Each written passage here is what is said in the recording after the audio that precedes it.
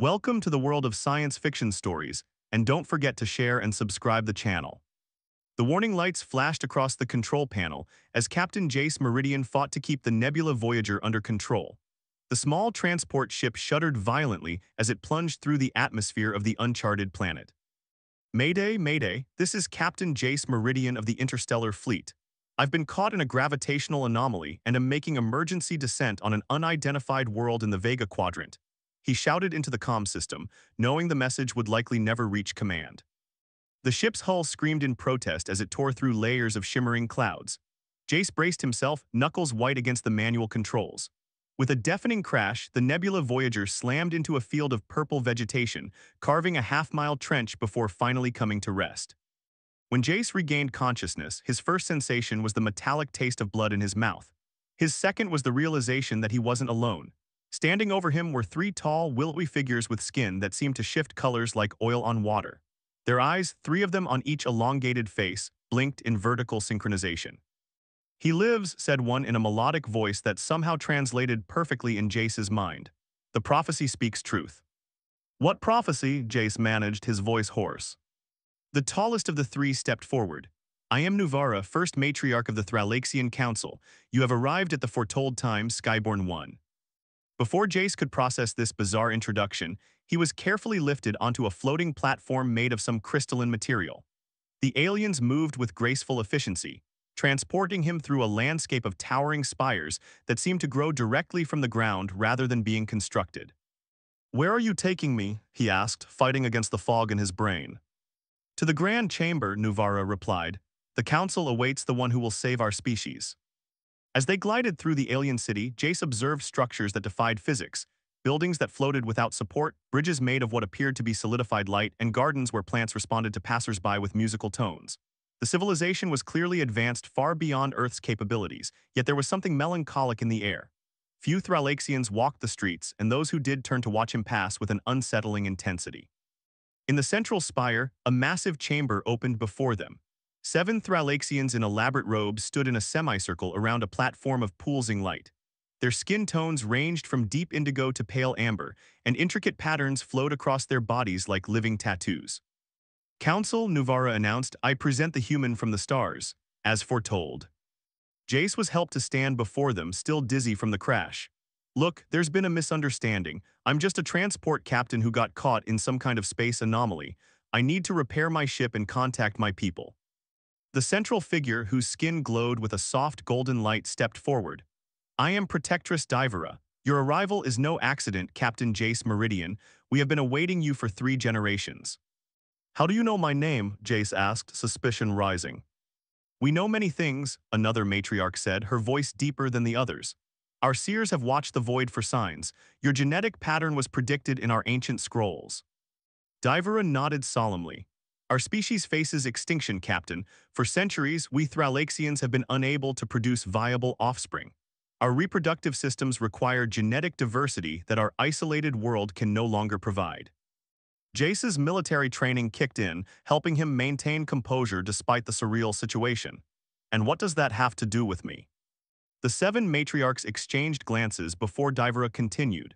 "You possess a unique genetic structure that is compatible with ours.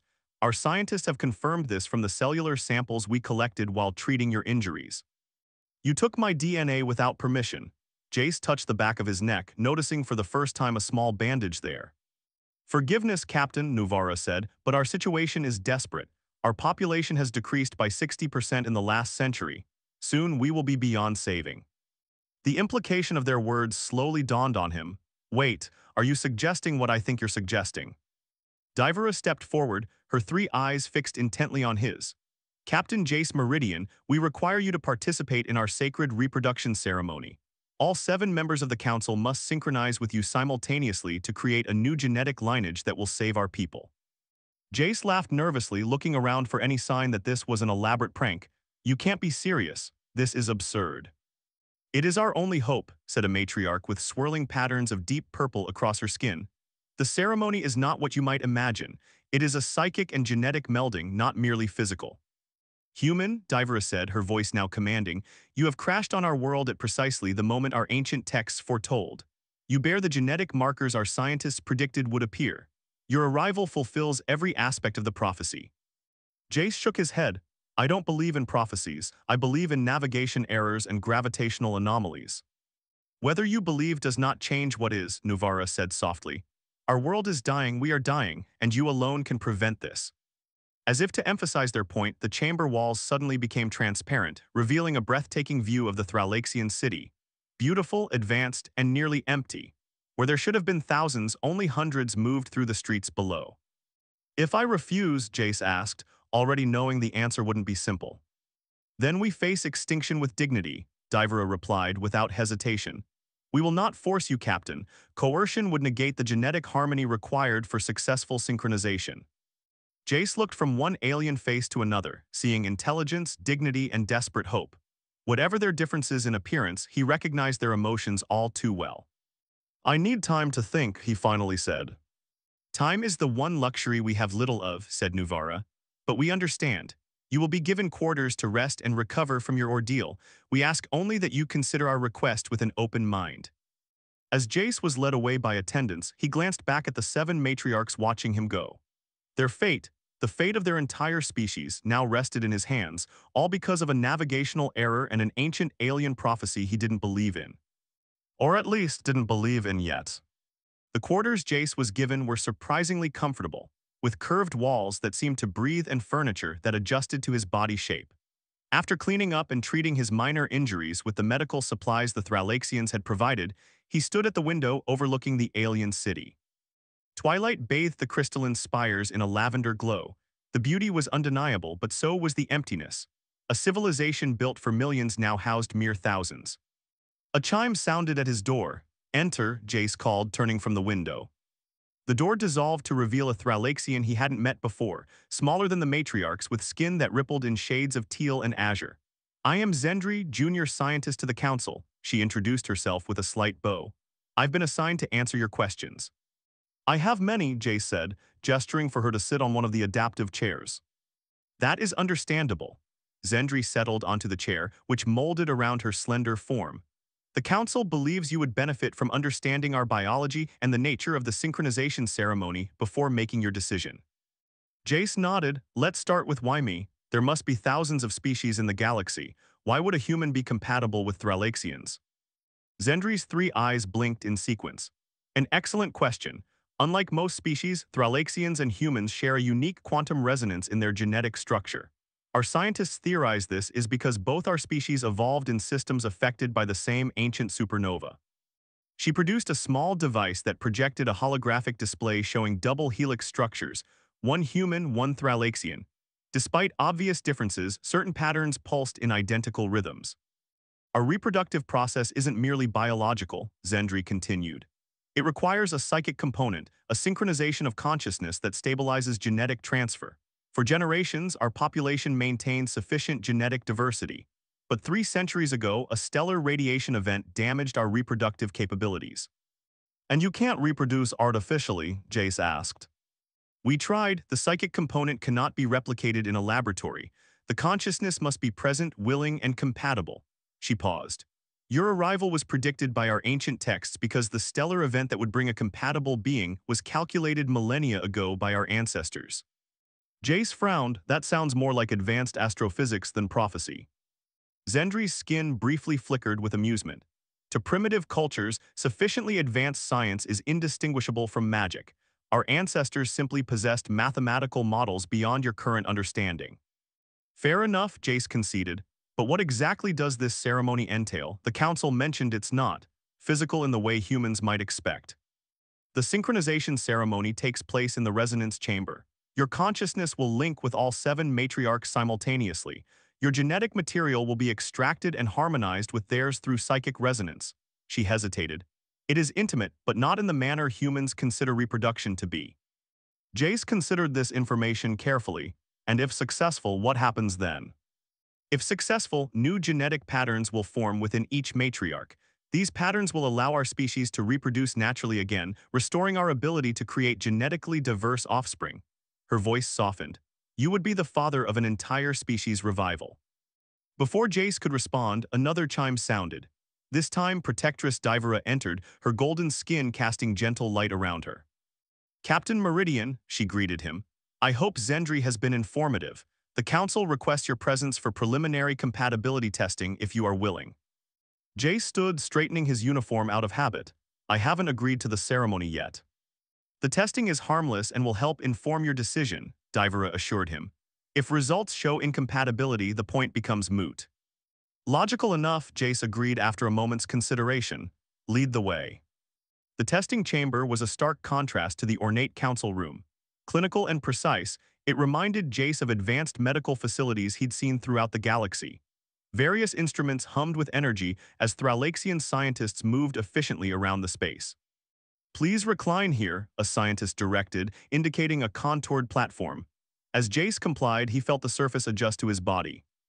The first test measures your psychic potential, Xelari explained, attaching delicate sensors to his temples.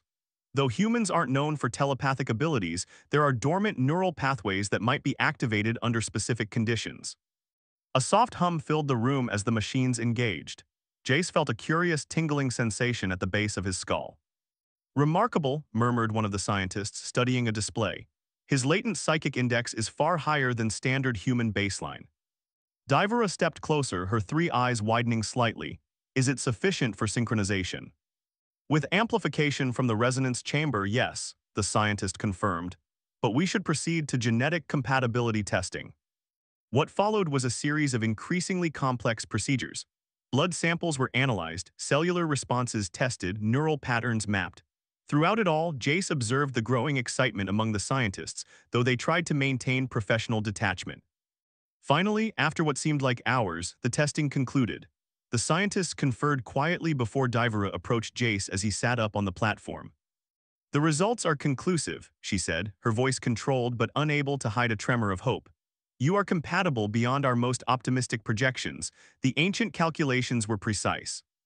Jace absorbed this information silently. The scientific evidence was hard to dismiss, yet the responsibility weighed heavily. I'd like to see more of your world before I decide, he finally said. Divera nodded, a reasonable request. Xelari will show you our city, our history, and our struggles. Understanding who we are may help you understand what we ask of you. The next day passed in a blur of discovery. Xelari proved an excellent guide, showing Jace the wonders of Thralaxian civilization. He toured vast libraries of crystalline data storage containing millennia of knowledge, observed artisans creating living sculptures that responded to emotional states, and visited engineering marvels that manipulated gravity itself. Yet everywhere the signs of decline were evident: empty schools, abandoned districts, museums instead of factories. A civilization preserving its past because it had no future. In the evening, Xelari brought him to a quiet garden overlooking the city. This was once filled with children, she said softly. I remember it from my early development stage. Now it stands empty. Jace studied her expression.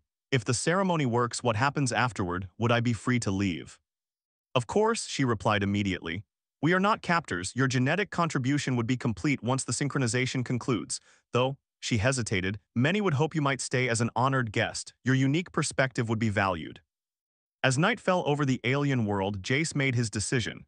He would help this dying species if he could, not because of prophecies or calculations, but because it was the right thing to do. The following morning, he informed the council of his choice. The synchronization ceremony would take place at the next alignment of the planet's 3 moons, just 2 days away. Thank you, Captain Meridian, Divera said, her golden skin glowing brighter with emotion. You give us hope where there was none. Don't thank me yet, Jace replied soberly. Let's see if your ancient calculations were right about everything else too. The 2 days before the ceremony passed quickly as Jace underwent intensive preparation. He learned meditation techniques to strengthen his latent psychic abilities and studied the ritualistic aspects of Thralaxian culture that would be incorporated into the ceremony. Xelari remained his primary guide, patiently explaining concepts that often had no human equivalent. The synchronization requires a state of complete mental openness, she explained during one session. Your consciousness must harmonize with the matriarch's collective awareness. Like a telepathic network, Jace asked, trying to frame it in familiar terms. More intimate than that, Xelari corrected. Think of 7 rivers joining a larger one, yet each maintaining its unique flow. Your consciousness becomes both individual and collective simultaneously. The concept was difficult to grasp, but Jace persisted. Each practice session left him mentally exhausted but incrementally more capable of achieving the necessary state. On the morning of the ceremony, Jace was brought to a preparatory chamber where he was given a ceremonial garment, a robe made of material that seemed to shift between solid and liquid states. It adjusted to his body perfectly, comfortable despite its alien design. The robe enhances psychic conductivity, explained the attendant. It will help channel your consciousness during synchronization. As the three moons began their alignment, visible through a skylight in the chamber ceiling, Nuvara arrived to escort him to the resonance chamber. The first matriarch wore elaborate robes with patterns that rippled across the fabric in hypnotic waves. "Are you prepared, Captain Meridian?" she asked formally. Jace nodded, his throat unexpectedly dry. "As ready as I'll ever be." They walked in silence through corridors that seemed to grow more ancient with each step. Unlike the modern sections of the city, these passages bore intricate carvings depicting Thralaxian history, including, Jace noticed with a chill, scenes that appeared to show his own arrival. The resonance chamber itself took his breath away. A perfect dome carved from what appeared to be a single massive crystal, it captured and refracted the light of the three moons into shimmering patterns across the floor. At the center stood a raised platform surrounded by 7 crystalline chairs arranged in a circle. The 7 matriarchs were already present, each positioned before her designated chair.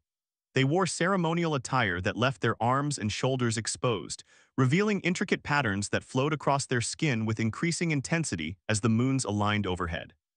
"Welcome, Skyborn One," Divera greeted him formally. "The time of synchronization is upon us." Jace stepped onto the platform as instructed. The crystal floor beneath his feet began to glow softly, responding to his presence. "Remember your training," Zendri whispered from where she stood among the scientific observers at the chamber's edge. "Open your mind but maintain your center." The matriarchs took their seats simultaneously. As they did, the chairs began to glow with the same resonant energy as the floor. Jace felt a subtle vibration pass through his body as if every cell was being gently stimulated. "We begin the synchronization ceremony," Divera announced, her voice echoing throughout the chamber. "May the consciousness of our peoples join in harmony to ensure our survival." What followed was unlike anything Jace had ever experienced. The matriarchs began a melodic chant, each voice carrying a different harmonic that somehow complemented the others perfectly. The resulting sound was both beautiful and profound, seeming to resonate with something deep within Jace's own consciousness. As the chant continued, Jace felt the barriers of his mind beginning to dissolve. It wasn't uncomfortable as he had feared, but rather like the gradual melting of ice into water, a natural transition from one state to another. Suddenly, he was no longer alone in his thoughts. The presence of the 7 matriarchs flowed into his awareness, each distinct yet part of a greater whole. He saw memories not his own, childhood on an alien world, centuries of accumulated wisdom, profound joy and devastating loss, the slow realization of their species' impending extinction. In turn, they experienced his memories, growing up on Earth's lunar colony, his training as a fleet officer, the wonder of discovering new worlds, the loneliness of deep space travel, and the accident that had brought him to their world. The intensity grew as the moons reached perfect alignment overhead. The chamber filled with pulsating light that seemed to pass through Jace's body in waves. He felt something fundamental shifting within his genetic structure, not painfully, but with a profound sense of transformation. Through their connected consciousness, Jace understood what was happening. The matriarchs were not taking his DNA in a physical sense, but rather reading the quantum pattern of his genetic code and harmonizing it with their own. The process would create a new template that would restore fertility to their species while maintaining their essential nature. At the moment of perfect alignment, a blinding flash of light erupted from the center of their circle. Jace felt a surge of energy pass through him into the matriarchs, connecting them all in a perfect circuit of consciousness and genetics. Then, as suddenly as it had begun, the connection receded. Jace found himself alone in his mind again, though with lingering impressions of the matriarch's collective consciousness. He was still standing on the platform, though his legs trembled with exhaustion. The matriarchs sat motionless in their chairs, eyes closed, skin glowing with new patterns that pulsed with life. Slowly, one by one, they opened their eyes and rose to their feet. Divera approached him first, her golden skin now bearing traces of a blue that matched Jace's eyes. "It is done," she said softly. "The synchronization was successful beyond our hopes." Jace swayed slightly, steadying himself against her offered arm. "Did it work? Will your people be able to reproduce now?" "Yes," Nuvara confirmed, joining them. Already the genetic changes are spreading throughout our population. Our scientists confirm cellular regeneration has begun. The other matriarchs surrounded him, each bearing subtle new patterns that reflected aspects of his genetic structure. They did not touch him, but their presence conveyed gratitude beyond words. "Rest now, Captain Meridian," Divera said gently. "You have given us a future. There will be time for celebration once you have recovered." As attendants helped him from the chamber, Jace caught glimpses of Thralaxians gathered outside, their faces alight with hope for the first time in generations. Despite his exhaustion, he felt a profound sense of accomplishment. Whatever came next, he had helped save an entire species from extinction. Not bad for a cargo captain who'd made a navigational error. 3 weeks after the synchronization ceremony, Jace stood on a balcony overlooking the central plaza of the Thralaxian capital. Below, crowds gathered for what had become a daily celebration since the news had spread throughout their world. "The fertility rate has increased by 700%, Zendri reported, joining him at the railing. "The first natural conception in 3 centuries was confirmed yesterday." Jace smiled, watching the joyful gathering below. So the ceremony really worked. "Beyond all expectations," she confirmed. "The genetic patterns established during synchronization have propagated throughout our population. Even Thralaxians who were not present at the ceremony are experiencing renewed reproductive capability." In the days following the ceremony, Jace had recovered his strength and spent his time learning more about Thralaxian culture. The people no longer viewed him with desperate hope but with profound gratitude.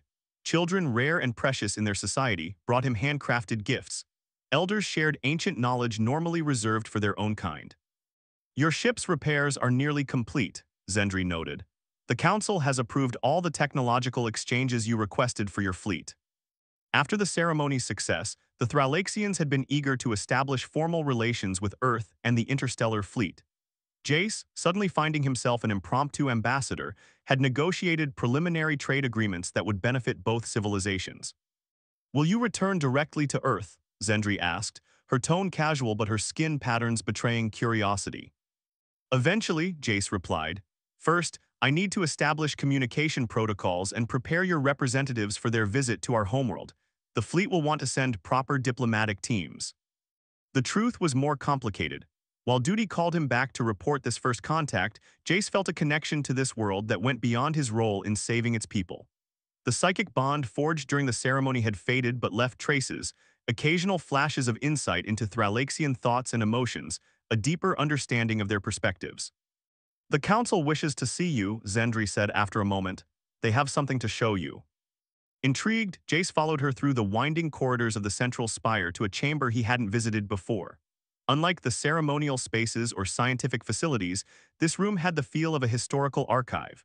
The walls displayed 3-dimensional records of Thralaxian history, shifting and changing as if alive. The 7 matriarchs waited inside, each bearing the subtle genetic patterns that marked their connection to him. Since the ceremony, their formal manner had softened somewhat, though they maintained the dignity of their station. "Captain Meridian," Divera greeted him, "we wish to share something significant before you prepare for departure." She gestured toward the center of the room where a holographic display activated. It showed a 3-dimensional star map of the local galactic sector, far more detailed than anything in fleet databases.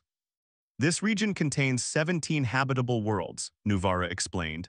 5 currently support intelligent life, including your Earth. The others await discovery by your kind." Jace studied the map with professional interest. "This would be invaluable to the fleet, but why show me this now?" "Because of what our ancestors calculated," Divera said, making a gesture that caused the map to zoom out dramatically. New patterns appeared: gravitational waves, stellar drift projections, quantum probability fields. "This section of the galaxy is approaching a rare alignment that occurs once every 12,000 years. The hologram shifted to show a massive energy wave propagating through space. "When this alignment occurs, it will trigger a cascade of quantum effects that will make interstellar travel between these systems temporarily impossible. Your people call it a hyperspatial storm." Jace frowned. How long would travel be disrupted? "Approximately 300 years, one of the other matriarchs answered, "during which time all civilizations in this sector would be isolated from one another." The implications were staggering. Earth and its colonies would be cut off from each other and the rest of the galaxy for centuries. The economic and social impact would be devastating. "When will this happen?" Jace asked urgently. Based on current calculations, the alignment begins in 17 of your Earth years, Divera replied calmly. We share this knowledge with you now as the first step in a greater exchange between our peoples. Jace's mind raced with the possibilities. 17 years was barely enough time to prepare human civilization for such isolation, or to establish the necessary colonies and supply chains to ensure survival. Why are you telling me this? Why not wait for the formal diplomatic mission? The matriarchs exchanged glances before Divera answered.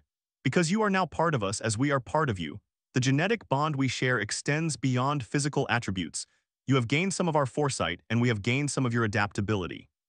It was true, Jace realized. Since the ceremony, he'd experienced moments of unusual clarity, able to predict outcomes with uncanny accuracy. He had attributed it to coincidence or heightened intuition from his experiences. There is more, Nuvara said, stepping forward. The children born from the new genetic patterns will possess unique capabilities, a blend of Thralaxian psychic potential and human innovation. They will be crucial during the isolation period. You're proposing an alliance, Jace understood suddenly. Not just trade, but a merging of our civilizations before the isolation begins. Yes, Divera confirmed. Together, our peoples could establish settlements on all 17 worlds before the alignment. When the isolation ends 3 centuries later, a new combined civilization would emerge stronger, more adaptable, and ready to face whatever lies beyond our sector. The scope of this proposal dwarfed anything Jace had expected. He wasn't just the savior of the Thralaxian species, he was potentially the catalyst for the next chapter of human evolution as well. I'll need to present this to Earth's Unified Council, he said finally. This goes far beyond my authority as a fleet captain. We understand, Divera said, but you are uniquely positioned to convey not just the information, but the experience behind it. Your connection to both worlds makes you the ideal ambassador. As Jace left the chamber later, mind reeling with implications, he found Zendri waiting. Will you return to us, she asked directly, after you report to your people? Jace looked out at the alien city that somehow no longer felt alien. In 17 years, this sector of space would be cut off from the rest of the galaxy. Earth would need to decide whether to face that isolation alone or in partnership with the Thralaxians. Yes, he said with certainty, this is just the beginning of our story. As his ship lifted off 3 days later, Jace watched the Thralaxian world recede below him. Not as a stranded traveler this time, but as a bridge between 2 civilizations with a shared future among the stars. The accidental ambassador was going home, but only temporarily. His true journey was just beginning.